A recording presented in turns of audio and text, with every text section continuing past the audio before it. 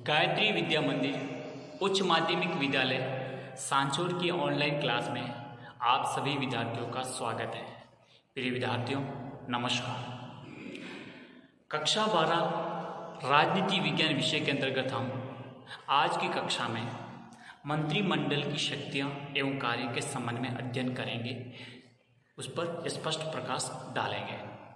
तो आइए विद्यार्थियों, हम समझते हैं कि हमारे मंत्रिमंडल अर्थात हमारे कैबिनेट अर्थात हमारी मंत्रिपरिषद की जो क्या क्या शक्तियां हैं उनका एक एक करके विस्तृत रूप से हम अध्ययन करते हैं। तो देखिए, हमारे मंत्रिमंडल के प्रमुख और महत्वपूर्ण कार्यों में से एक है राष्ट्रीय नीति निर्धारित करना। हमारे देश के संपूर्ण भारतीय भूभाग क्षेत्र के आंतरिक और बाह्य दोनों ही क्षेत्रों पर नीतियों का निर्धारण करने की जिम्मेदारी है वो हमारे मंत्रिमंडल के पास है। ये हमारे देश की नीति निर्धारण का काम करती है। यह तय करता है कि आंतरिक क्षेत्र में प्रशासन के विभिन्न विभागों द्वारा तथा वैदेशिक क्षेत्र में दूसरे देशों के साथ संबंध के विषय में किस प्रकार की नीति अपनाई जाएगी। पहले है देश के आंतरिक क्षेत्र, यानी हमारे देश के आंतरिक भूभाग में किस प्रकार के नियम, किस प्रकार के कानून, किस प्रकार की नीतियों को लागू करना है, चाहे वो सामाजिक क्षेत्र में हो, चाहे आर्थिक क्षेत्र में हो, शिक्षा के क्षेत्र में हो, राजनीतिक क्षेत्र में हो। हर एक क्षेत्र में जो भी क्षेत्र हैं, जो भी आयाम है, सभी क्षेत्रों में नीतियों का निर्माण करने की जिम्मेदारी हमारे मंत्रिमंडल के पास है। तथा हमारे देश के बाह्य क्षेत्र अर्थात हमारे विदेश संबंध, भारत के जिन जिन देशों के साथ हमारे राजनयिक संबंध हैं उन देशों के साथ हमारे संबंधों को प्रगाढ़ मजबूत करने के लिए और किस प्रकार की हमारी विदेश नीति का निर्माण करना है जिसमें हमारे राष्ट्रीय हितों और राष्ट्रीय शक्ति में वृद्धि हो, इस प्रकार की विदेश नीतियों को ध्यान में रखते हुए किस प्रकार की नीतियों को लागू करना है, ये सब कुछ कौन करेगा? हमारे मंत्रिपरिषद करेगा। ठीक है। और आप सभी को पता है कि जिस प्रकार की नीति बनाई जाती है, जिस प्रकार का नियम बनाया जाता है, जिस प्रकार का कानून बनाया जाता है, उससे संबंधित विभाग का मंत्री ही हमारी संसद में वो कानून से संबंधित विधेयक प्रस्तुत करते हैं।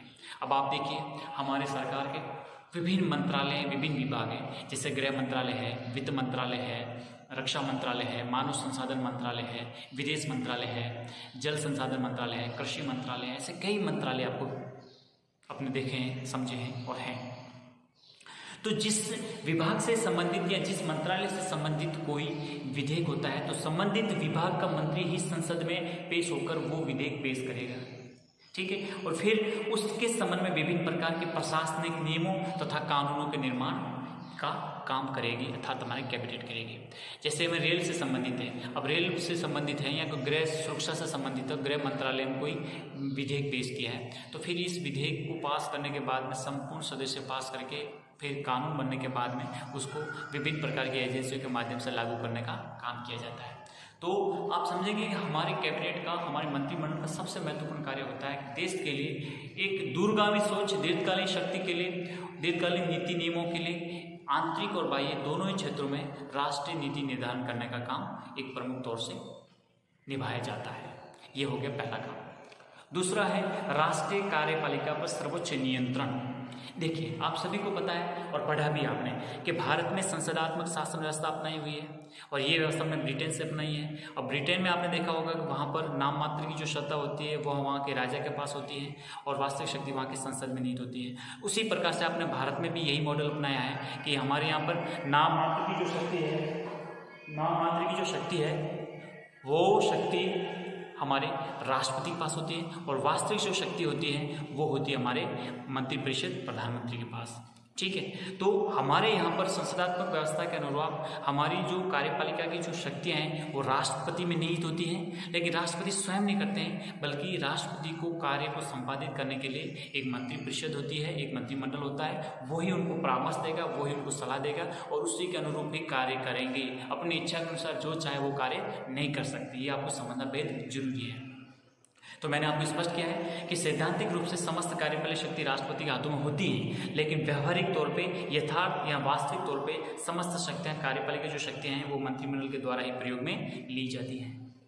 मंत्रिमंडल में विभिन्न विभागों के अध्यक्ष होते हैं अलग अलग विभाग होते हैं। जैसे मैंने आपको बताया गृह मंत्रालय है, रक्षा मंत्रालय, विदेश मंत्रालय, वित्त मंत्रालय है, रेल मंत्रालय, सबके अलग अलग अध्यक्ष तथा उनके प्रमुख होते हैं तथा वे अपने विभागों का संचालन करते हैं। जो भी अपने संबंधित विभाग का जो कार्य है उसको संचालन करते हैं, उनके कार्यों की देखभाल करते हैं। युद्ध, शांति, विदेश नीति और संबंधित सभी मामलों का वो संचालन करते हैं, अर्थात सब कुछ मंत्रिमंडल में सामूहिक रूप से कार्य करते हैं। ये देखे हमने कि हमारी राष्ट्रीय कार्यपालिका को किस प्रकार से सर्वोच्च नियंत्रण बना रहता है। अगला जो कार्य है वो है मंत्रिमंडल का समन्वयकारी कार्य। अब देखो, भारत एक देश है, भारत के अंदरूनी बाह्य तौर पर ये सब कुछ व्यवस्था संचालन के लिए विभिन्न प्रकार के मंत्रालयों को स्थापित किया गया, लेकिन है तो सब भारत के लिए। तो अगर कोई एक विभाग का काम होता है तो सब कुछ वो नहीं करता है, उसको विभिन्न विभागों का एक सहयोग लेना पड़ता है, समन्वय बैठाना पड़ता है। विभिन्न प्रकार के अलग अलग संबंधित विभाग है, उनमें तालमेल बैठाकर काम किया जाता है, समन्वय बैठाकर काम किया जाता है। आप देखिए, एक पिछले 2 दशकों से एक शब्द बहुत प्रचलन में है, सुशासन और पारदर्शिता। हमारे विभिन्न राजनीतिक दल हैं, अपने जो मैनिफेस्टो होता है, अपना जो घोषणा पत्र होता है, उसमें स्पष्ट करते हैं कि हम अगर हमारी सरकार सत्ता में आती है तो हम जनता को सुशासन और पारदर्शिता वाली शासन व्यवस्था प्रदान करेंगे, इस प्रकार की उनकी घोषणा होती है। तो आप देखिए, अच्छे शासन के लिए जरूरी है कि शासन के विभिन्न अंगों में इस प्रकार का तालमेल हो, समन्वय हो, ताकि अच्छे ढंग से उसमें काम किया जा सके। तो आप देखेंगे कि सुशासन के लिए प्रशासन के विभिन्न विभागों में समन्वय आवश्यक होता है और ये कार्य मंत्रिमंडल ही करता है। मंत्रिमंडल समस्त विभागों की नीति संबंधी समन्वय स्थापित करता है, यानी जो भी अलग अलग विभाग है उनमें अपनी नीतियों के संबंध में एक प्रकार से समन्वय स्थापित करती है, ताकि उसको अच्छे ढंग से लागू किया जा सके, उसको स्थापित किया जा सके। किसी विषय पर विवाद है तो परस्पर सहयोग किया जाता है। अगर किसी प्रावधान पर, किसी बिंदु पर अगर मतभेद भी हैं तो उसका समाधान निकालकर उसमें परस्पर सहयोग द्वारा उसका समाधान ढूंढने का काम किया जाता है।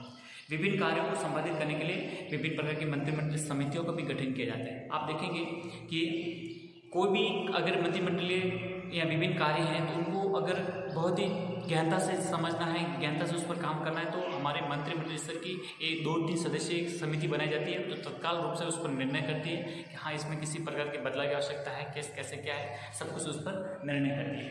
तो ये सब कुछ समन्वयकारी कार्यों में महत्वपूर्ण भूमिका निभाते हैं, ये जरूरी होता है। जैसे एग्जाम्पल के तौर पर आपको समझाऊँ, अगर महिलाओं बच्चों से संबंधित को अगर कोई है नियम है, कानून है, कोई बनाना है, तो आप देखेंगे इसमें हमारे सामाजिक न्याय अधिकारिता मंत्रालय, महिला एवं बाल विकास मंत्रालय एवं जितनी भी हमारे संवैधानिक जो भी आयोग हैं, जैसे राष्ट्रीय महिला आयोग है, राष्ट्रीय बाल संरक्षण आयोग है, या फिर राष्ट्रीय मानव अधिकार आयोग है, इस प्रकार की विभिन्न जो एजेंसियां हैं, ये भी सब कुछ साथ में तालमेल बैठाकर उस पर काम करती हैं और लागू करने का भी काम यही करती है। तो इस प्रकार से कई बार एक या एक से अधिक विभाग मिलकर या एक से अधिक मंत्रालय मिलकर उस पर काम करते हैं। ठीक है, तो ये एक प्रकार के सभी समन्वयकारी कार्यों में होता है। समन्वय कार्य अगर अच्छा सामंजस्य और समन्वय है तो सरकार की सफलता उसी पर निर्भर करती है। अगला है वित्तीय कार्य। अब आप देखिए, देश के संपूर्ण वित्तीय ढांचे, देश की संपूर्ण आर्थिक व्यवस्था, देश की आर्थिक नीतियों का निर्धारण करना, नीतियों में बदलाव करना, नीतियों में इनोवेशन करना, ये सब कुछ हमारे देश के वित्त मंत्रालय पर निर्भर करता है।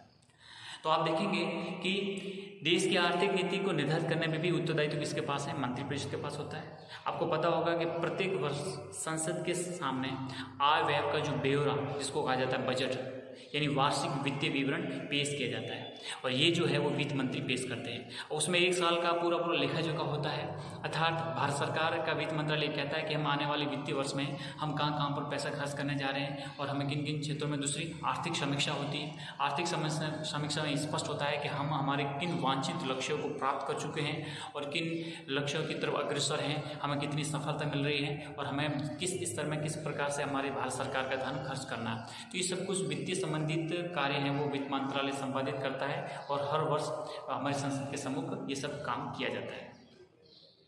अगला एक कार्य है वो है वैदेशिक संबंधों पर नियंत्रण, अर्थात हमारे देश के विदेश संबंध। देखो, आज के समय में दुनिया में कोई देश ये दावा नहीं कर सकता कि मैं आत्मनिर्भर हूँ। हर देश में परस्पर अंतर्निर्भरता बनी हुई है। कोई हमारे यहाँ आयात करता है, कोई हम वहाँ से आयात करते हैं। कोई हम निर्यात करते हैं तो कोई और किस देश किसी को निर्यात करता है। तो ये सब एक प्रकार का अंतर आत्मनिर्भरता जुड़ी हुई है। और दूसरा हमारे हमारे देश के लिए किसी प्रकार के आर्थिक संबंध, राजनीतिक संबंध, हमारे राजनीतिक संबंध, हमारे सैनिक संबंध, हमारे कई जरूरतों को पूरा करने के लिए विदेशों से संबंध रखने अति आवश्यक होते हैं। तो कैबिनेट क्या करता है कि कैबिनेट के द्वारा देश के विदेश संबंधों पर नियंत्रण रखा जाता है, अर्थात किस देश के साथ किस प्रकार की नीति का पालन करना है, कैसा समझौता करना है, किस तरफ आगे बढ़ना है और घनिष्ठता की तरफ बढ़ने के लिए सब कुछ कैबिनेट के सदस्य मिलकर काम करते हैं।